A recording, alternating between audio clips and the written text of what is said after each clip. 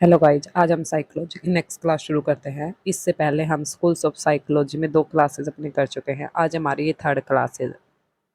देखिए, schools of psychology में हमने सबसे पहले कौन सा पढ़ा, स्ट्रक्चरलिज्म पढ़ा, फिर हमने फंक्शनलिज्म पढ़ा, फिर हमने बिहेवियरिज्म पढ़ा। अब हम देखेंगे और फिर हम गेस्टाल्ट पढ़ चुके हैं। अब हम देखेंगे साइको एनालिसिस। देखिए, साइको एनालिसिस में कौन कौन है, इनके पहले हम जनक देखेंगे, उन्होंने किस चीज़ पे फोकस किया, ये सब चीज़ें देखेंगे। ठीक है। मनोविश्लेषणवाद का आरंभ 20वीं शताब्दी में हुआ। सबसे पहले हमें ये देखना पड़ेगा कि इनका जो स्टार्टिंग हुआ था वो कौन सी सेंचुरी में हुआ था। तो इनकी हुई थी 20 जो सेंचुरी है उसमें। विनियड चिकित्सक है, सिगमंड फ्राइड है। अब देखिए, साइको एनालिसिस के जो जनक बोले जाते हैं वो कौन है भाई, वियना के हैं ये। ठीक है। वियनियड चिकित्सक है सिगमंड फ्राइड, इनको बोला जाता है। इन्होंने अचेतन मानसिक क्रियाओं पर जोर देते हुए कहा कि दमन तथा मानसिक व्यतिक्रम के अधिकांश मुख्य कारण अचेतन में छिपे होते हैं। इन्होंने ये कहा था, सबसे ज्यादा किस चीज पर फोकस किया था, इन्होंने क्या था, अनकॉन्शियसनेस मेंटल एक्टिविटी है, मतलब अचेतन जिनके बारे में हमें कुछ पता ही नहीं होता, उन एक्टिविटी के ऊपर इन्होंने ज्यादा जोर दिया था। फिर उन्होंने कहा कि जो द्वंद्व होते हैं, द्वंद्व क्या होते हैं, जब हम किसी चीज का सोल्यूशन नहीं कर पाते है ना, उसके बीच तो कॉन्फ्लिक्ट होती है कि ऐसा होगा, मतलब हमारा कॉन्फ्लिक्ट बना रहता है। तथा मेंटल डिसऑर्डर के अधिकांश मुख्य कारण अचेतन में छिपे होते हैं। उन्होंने कहा जो कन्फ्लिक्ट होता है ना, जिसका हमें पता बस चलते रहते हैं हमारे माइंड में, और मेंटल डिसऑर्डर, ये दोनों के दोनों कहाँ मिलते हैं, ये हमें मिलते हैं अचेतन के अंदर। अचेतन हमारी जो एक्टिविटी है उनके अंदर ये पाए जाते हैं। क्लियर। देखिए, अचेतन के अध्ययन के लिए फ्राइड ने मनोविश्लेषण में एक परिविधि का आविष्कार किया था जो मुख्यतः, अब देखिए, इन्होंने जब अचेतन व्यक्ति की जो अचेतन जो एक्टिविटी है उनकी जब स्टडी करने के लिए उन्होंने एक नई जो कौन है मेथड है उसका क्या किया था, आविष्कार किया था। वो कौन सा था, free association stream of thought. कि कोई भी आपको एक चीज दे दी या फिर सब पर विश्लेषण पर आधारित कि आपको ये चीज है, इसके ऊपर आपको सपन आएगा, उसके बारे में आपने क्या क्या दिखा, वो सब आपको बताना है। इस बात का बोलबाला काफी लंबे समय तक रहा, किंतु बाद में इसका प्रभाव कम हो गया। पहले तो ये काफी फेमस रहा, फिर धीरे धीरे क्या हो गया, जैसे जैसे टाइम पास होता गया तो इसका भी क्या हो गया, इसकी वैल्यू कम हो गई। ठीक है। इसकी वैल्यू भी क्या हो गई भाई, कम हो गई। उसके बाद देखिए, मनोचिकित्सक के अधिकांश संबंधित होने के कारण मनोविश्लेषणवाद के क्षेत्र ने शिक्षा के क्षेत्र में कोई विशेष योगदान नहीं मिला। अब कौन है, सिगमंड फ्राइड है, वो ज्यादा चिकित्सा से रिलेटेड थे, एजुकेशन में उन्होंने इतना फोकस नहीं किया, तो इस वजह से ज्यादा फेमस नहीं हो पाया। Alfred Adler, Karl Jung. अब देखिए, इनके जो फॉलोवर है वो कौन थे, एडलर थे, अल्फ्रेड एडलर और कार्ल जुंग। इन्होंने कुछ संशोधनों के साथ संशोधन किए और उसके साथ इस सिद्धांत को क्या बढ़ाया था, आगे बढ़ाया था। अब हमारे पास यहाँ से जो क्वेश्चन बने वो कौन है, सबसे पहले साइको एनालिसिस के जनक कौन थे, सिगमंड फ्राइड थे। कहाँ के थे, वियतनाम के, वियना के। ठीक है। उसके बाद कौन से सेंचुरी में इस संप्रदाय का उदय हुआ था, तो ये हुआ था 20th सेंचुरी में। इस पर किस चीज पर ज्यादा फोकस किया गया था, जो हमारी अचेतन अनकॉन्शियसनेस एक्टिविटी है वो, इनके अंदर क्या क्या पाया जाता है, इनके अंदर द्वंद्व पाया जाता है, कन्फ्लिक्ट और मेंटल डिसऑर्डर वो अचेतन में पाए जाते हैं। फिर इन्होंने अचेतन मन के अंदर जो इन्होंने स्टडी की उसके अंदर क्या देखा, उसके अंदर इन्होंने देखा कि भाई को एक कोई मेथड होना चाहिए, अब उसके बारे में स्टडी कर सके, तो इन्होंने कहा था freely association stream of thought, या फिर सपन विश्लेषण पर आधारित इन्होंने जो प्रविधि है उसका आविष्कार किया।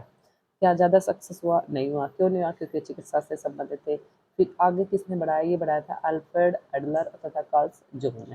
क्लियर। अब देखिए नेक्स्ट, नेक्स्ट हमारा ह्यूमनिस्टिक या फिर मानवतावाद। ह्यूमनिस्टिक मानवतावाद मनोविज्ञान के अध्ययन पर मानवतावादी दृष्टिकोण को अपनाने पर जोर दिया। इन्होंने कहा था ये जो दृष्टिकोण, ये अध्ययन है ना, इसमें हमने मानवतावादी दृष्टिकोण, हमारा ह्यूमन एटीट्यूड है, उस पर ज्यादा फोकस किया था। मानवतावादी विचारधारा को मानव का यंत्रवत नहीं माना जाता, वरना उद्देश्यपूर्ण ढंग से कार्य करने वाला तथा वातावरण के साथ अनुकूल करने वाला समर्थ जीवधारी के रूप में स्वीकार किया जाता है। यस। इन्होंने देखे इसकी क्या फीचर्स है, इन्होंने कहा जो ह्यूमन है ना, हम उसको एज इट इज एक्सेप्ट नहीं करेंगे, हम उसको अच्छा मानेंगे, जो आने वाले जो मतलब जैसा भी अगर उसको एटमोसफेयर मिलता है उसके साथ अपना अडेप्टेशन कर ले, और जितना भी जो उसका कोई ना कोई काम करता है उसका एक उद्देश्यपूर्ण होना चाहिए। ठीक है। और वातावरण के साथ वो एडजस्ट कर सके, तो एक ऐसा जो व्यक्ति है वो मानवतावादी में आएगा। अब ये किस जनक कौन थे और किसने इनको आगे बढ़ाया, तो अब्राहम मैस्लो है, उन्होंने, उसके साथ साथ कॉल्स रोजर है, ऑलपोर्ट है, वो मानवतावादी मनोवैज्ञानिक है। इस विचारधारा में व्यक्तित्व के महत्व को स्वीकार करते हुए स्वतंत्र इच्छा, उन्होंने कहा कि व्यक्तित्व का जो इतिहास है या उसका जो महत्व है भाई, हमारी जो पर्सनैलिटी है उसका क्या रोल है, वो चीज़ें। उसके बाद क्या देखा उन्होंने, हमारी इच्छाएं क्या हैं। स्वतंत्र इच्छा भी हर एक व्यक्ति जीना चाहता है, उसकी अपनी अपनी इच्छाएं होती हैं। व्यक्तिगत विभिन्नताएं, हर एक व्यक्ति की, मतलब ये तो है नहीं कोई भी जो, अगर ट्विन है तो भी सिमिलर नहीं मिलेगा, कोई ना कुछ डिफरेंस मिलेगा, तो वो भी इसमें देखने को मिलेगा। और व्यक्तिगत मूल्य है, उनके अस्तित्व पर जोर दिया गया है। तो अब क्या क्या देखिए, स्वतंत्र इच्छा है, व्यक्ति की भी अपनी मर्जी से सोच सकता है, अपनी मर्जी कोई डिसीजन ले सकता है। फिर हमने देखा कि इंडिविजुअल डिफरेंसेस है ना, हर एक व्यक्ति के अंदर अलग अलग विभिन्नताएं है, कोई भी सिमिलर नहीं है। फिर हमारे जो वैल्यू है, पर्सनैलिटी, जो हमारे मूल्य हैं, उनके बारे में इन्होंने ज़्यादा फोकस किया। नेक्स्ट हमारा जो संप्रदाय आता है वो कौन सा आएगा, वो हमारा है कॉग्निटिव। देखिए संज्ञानवाद, संज्ञान संज्ञानवाद मतलब जो ज्ञान से रिलेटेड होता है, ठीक है, मतलब जो हमारी मेंटल एक्टिविटी होती है उस पे जो सोचने समझने की शक्ति होती है उसके ऊपर ज़्यादा फोकस किया गया है।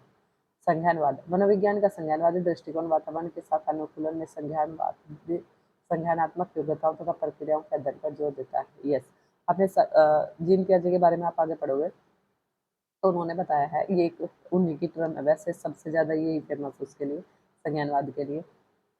4 स्टेजेस भी इन्होंने बताई हैं। तो इन्होंने कहा कि जो व्यक्ति है वो वातावरण के साथ कैसे अनुकूल करता है, ठीक है, उस अनुकूलन में उनकी कौन-कौन सी योग्यताएँ, मेंटल एक्टिविटी का यूज़ करता है वो, और क्या प्रोसेस होती है, इस चीज़ पर उन्होंने ज़्यादा फोकस किया था। एडवर्ड टॉलमैन तथा जीन पियाजे जैसे मनोवैज्ञानिकों द्वारा इस दिशा में महत्वपूर्ण कार्य किया गया था। देखिए जो हमारा ये है संज्ञानवाद है, इसमें हमारी जो मेंटल एक्टिविटी है, किसी भी चीज़, किसी भी समस्या का सॉल्यूशन करने के लिए हम क्या क्या उसके बारे में सोचते हैं, वातावरण में जाने हम क्या कैसे एडेप्टेशन करते हैं, ठीक है, क्या नई तकनीक अपनाते हैं, क्या पुराने वाले के साथ उनका तालमेल करते हैं, ये सब हमारा आएगा कॉग्निटिव।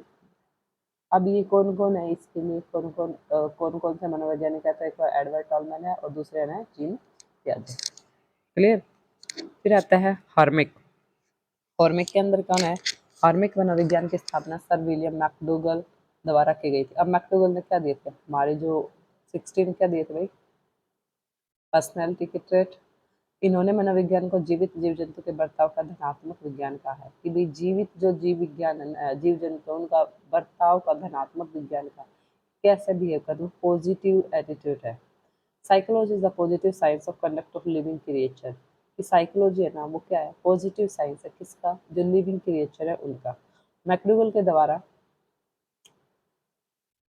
कंडक्ट का व्यवहार, प्रयोग व्यवहार के लिए किया गया था। कंडक्ट है, कंडक्ट क्या होता है, कोई भी चीज़ हम कंडक्ट करते हैं भाई, उसका पहल क्या करते हैं वो चीज़ें। मैकडूगल ने उद्देश्यपूर्ण व्यवहार के अध्ययन पर बल दिया था। इनके अनुसार उद्देश्यपूर्ण व्यवहार का शक्ति बल, एनर्जिक फोर्स तथा इंस्टिक्ट होता है, मूल प्रवृत्ति होता है।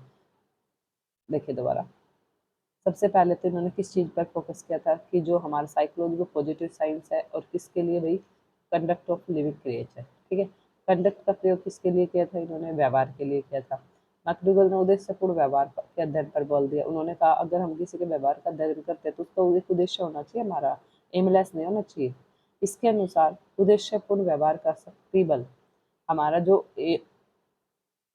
एमफुल जो हमारा व्यवहार होता है, बिहेव होता है, उसका क्या होता है, शक्ति बल, एनर्जिक फोर्स है, वो मूल प्रवृत्ति होता है, अभी इंस्टिक्ट होता है, ये नहीं कि ऐसे ही छोड़ दिया या नहीं, इंस्टिक्ट होगा, आपको चाहिए तो वो चाहिए, ठीक है। अब हमारे क्या है भाई, साइकोलॉजी के जो स्कूल्स है, स्कूल्स ऑफ साइकोलॉजी, उनकी कंप्लीट हो चुके क्लासेस, 3 क्लासेस में हमने कंप्लीट कर दिया। अब हम देखेंगे जो नेक्स्ट क्लास में हमारा जो नेक्स्ट टॉपिक होगा उसके ऊपर बात करेंगे। यहाँ तक आप तब तक अपना कंप्लीट करिए। Take care, bye bye.